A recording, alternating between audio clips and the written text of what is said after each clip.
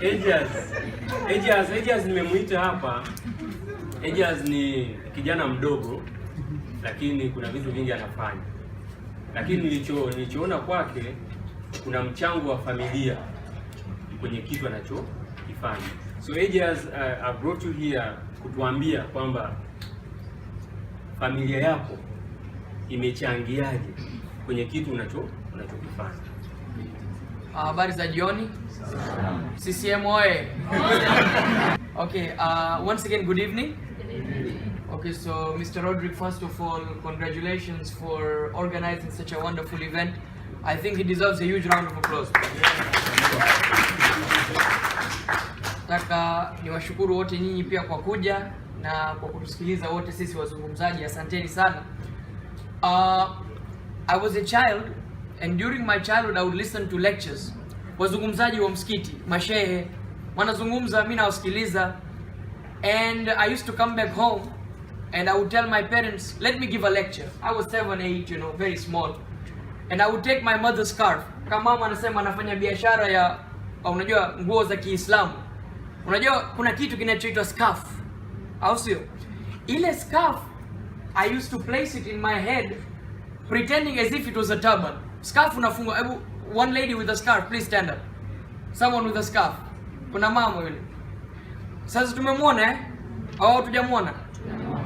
So I would take my mother's scarf and I would wrap it around my head and I would say mimi ndo sasa shehe.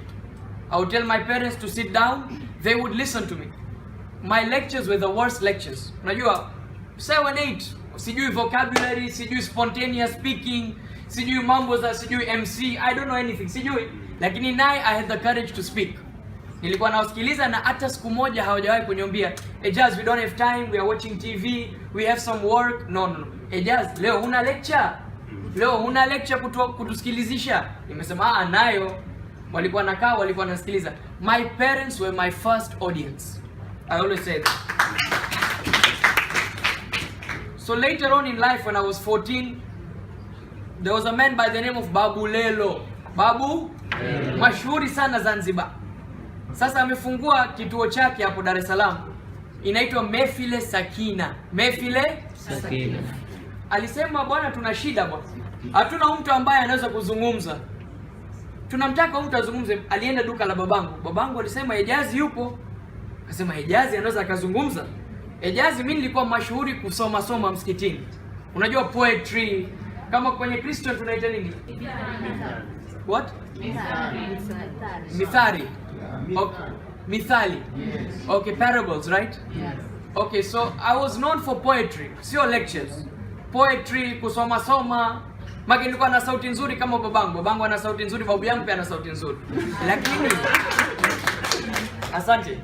Lakini kuzungumza labda shuleni tu, lakini sio katika program. Lakini babangu alirudi nyumbani alisema ndio hivyo, anataka uzungumze, utaweza? Hata sikufikiria sekundi moja, nilisema ndio nitazungumza. I went and gave my lecture. It was a very good lecture. It was a super hit. Of course I improved later on more in life. Kama mama anasema una develop, una expand, unajifunza zaidi katika maisha. But that first lecture gave me confidence to continue. And alhamdulillah, I have traveled in different parts of the world to give lectures. Kenya, East Africa, mpaka nimefika Iraq kutoa lecture. Thank you. Lebanon, I've been to Syria. Sasa watu wengi wanafikiri bwana huyu anaenda Syria, anaenda Iraq, vipi mbona amerudi Dar es Salaam? Hiyo zote unajua misconception zinaletwa na media. Wanasema watu wote wanauawa. Iraq ni sehemu nzuri sana. Syria is a wonderful place. So that's how I started, and I've been giving lectures, you know, around Dar es Salaam in many places. Whenever I get an opportunity, I speak. I spoke at Mr. Roderick Nabe Speakers Conference. Wonderful event. I have even delivered a TEDx talk, and my TEDx talk is on YouTube. So if any of you are interested to listen to it, welcome. And I have written 4 books. My first book, Serving Humanity. Second book was more about religion, but encompassing all faiths. So Prophet Muhammad, mercy to mankind. So I've quoted the Bible, Hindu scriptures, and of course the Quran, talking about the Holy Prophet. Third book, Oh World, Let Us Unite. My fourth book, as Mr. Roderick said earlier, I will be releasing. It's already been published. I will be launching it on the 5th of January at Delhi Darbar. The title of the book is philanthropy, altruism, and volunteerism. Philanthropy, altruism, and volunteerism. And the program is not only a book launch, si tu uzinduzi wa kitabu, lakini pamoja na haya, it's an authors conference. Different authors from Tanzania will be speaking at the event. I have the tickets. Mr. Rodrick is part of my team, and he will be one of the speakers for the program. And yeye mwenyewe ni author mkubwa wa Tanzania. Kabla nimalize na anecdote moja. Unajua Mesha anafanya hivyo. Unamkumbuka Ejaz kwenye speakers conference? Yeah, namkumbuka vizuri. Na anecdote moja nataka nitoe story moja. Hiyo story nimezungumza recently na Lions Club, walinialika kwenye program, nilishare hiyo story. It's a very touchy story. You know, my book is on philanthropy, altruism, and volunteerism. Why is it important? Alikuwa jamaa moja anaendesha gari. Hebu give me an example of a good car. Wasomi mpo? Wamepunguzika au wamemsikia mama wamesema basi sasa. Wajasiriamali mpo? Sawa. Nipe mfano wa gari nzuri. Mark. Mwingine? Ferrari. Farasi. Mwendo kasi mtu?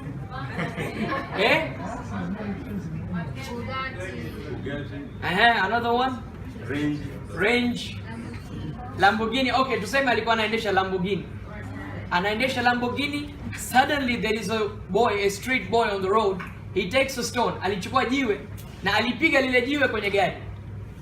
Sawa? He took the stone, threw it, and it hit the door of the car. Mwita kijana. Alimuuliza, how dare you throw a stone at my car? Right? Was he right to say that? Yes. Yule kijana alisema njoo na mimi mara moja. Yule alisema wewe kwanza umenirushia jiwe alafu nataka nije na wewe. Mimi nakuchukua polisi twende. Yule kijana akasema hapana, njoo na mimi. He took that man and he said, look, that boy who is fallen from his wheelchair, he is my brother. There was a boy who was on his wheelchair, he can't walk, disabled. He has fallen from his wheelchair and he can't walk. And me being a youngster, I'm not that strong. I'm a little boy, I don't have that much strength. I was looking for people, but nobody was listening to me. Nobody was listening to me. I tried stopping cars, that maybe the cars, because they are affluent in the society, they are part of the aristocrats, elite class, maybe they will listen to me. No car stopped for me. Watu walikuwa wanaendelea na maisha. Mtu hajanijali. So I thought that by grabbing your attention, what could I do? I took a stone and I threw it at your car. That's why. Now this man, he took the boy, placed him back on his wheelchair, and then he looked at his car. He saw the scratch on his car. Aliona ile scratch.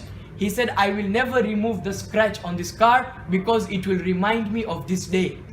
Yeah. So I conclude simply by saying that in life, Michelle Obama says, success isn't about how much money you have. You may have a lot of money, you may be traveling to different parts of the world. Success is how much of a difference you make in society. Yeah. Asanteni sana.